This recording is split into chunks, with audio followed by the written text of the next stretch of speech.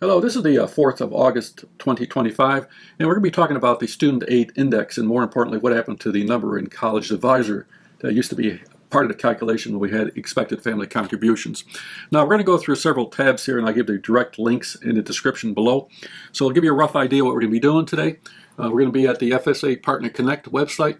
We're going to go over the FAFSA form quickly. We're going to go through the Knowledge Center, the Application and Verification Guide for 2025-2026, the EFC Formula 2324, the EFC or the SAI formula for 25-26, and then we're going to talk about special circumstances, special cases, professional judgment.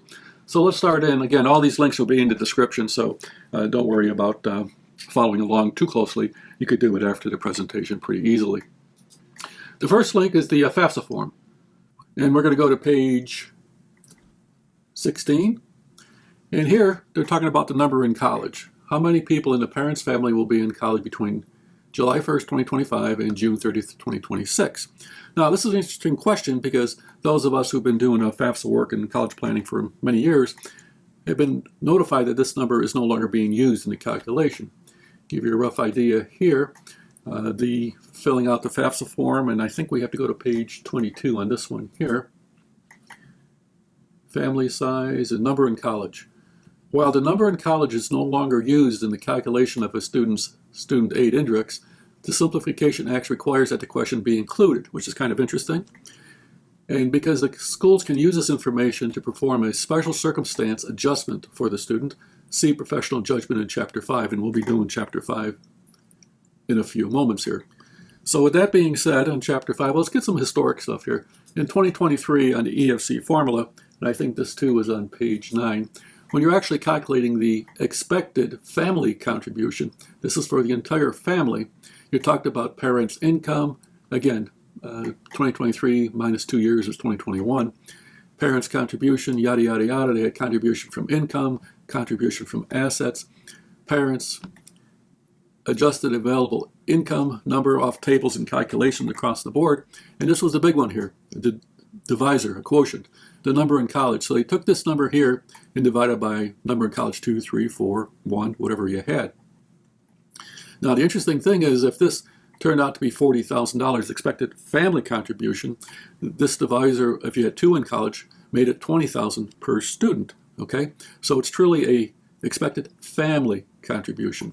But now they switched it over to a student aid index, and I think this here is on page 12. Parents' contribution from income, parents' contribution from assets, and total contribution.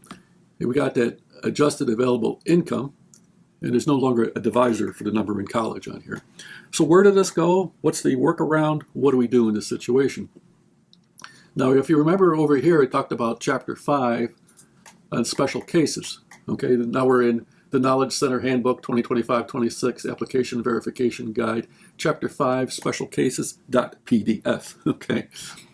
Now this is huge. This is incredibly important if you want to minimize or at least talk to the financial aid administrator at the school. There are unique situations where you, the financial aid administrator, will need to exercise your discretion when notifying or modifying data used to calculate the student aid index.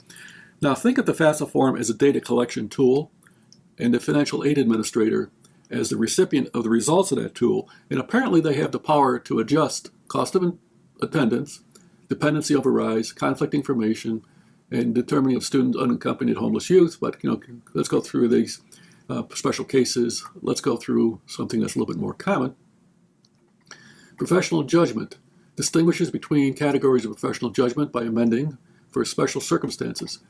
If you currently have a change in employment status, income or assets, have a change in housing status, tuition expenses at elementary or secondary schools, additional family members enrolled in college, medical, dental, or nursing home expenses not covered by insurance, dependent care expenses.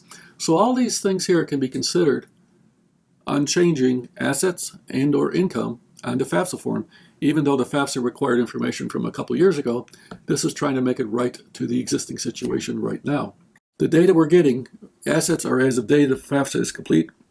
The income is 2 years prior, and a lot of things can happen within that 2 years. So be very, very cognizant of this fact. Again, all these links that we have here, or all these tabs that we've been showing, are all in the description. So review and take a look at what's going on. Maybe these special circumstances apply to you.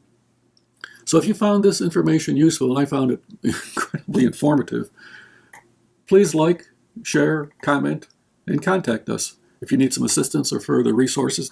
What we're trying to do here is go to source materials. ChatGPT has been collecting a lot of surface data and giving it back to clients. We want to go down and penetrate down to the roots.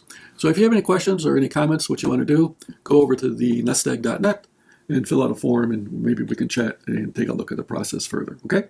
With that, I say thank you very much for watching. Catch you in a few. Thanks. Bye.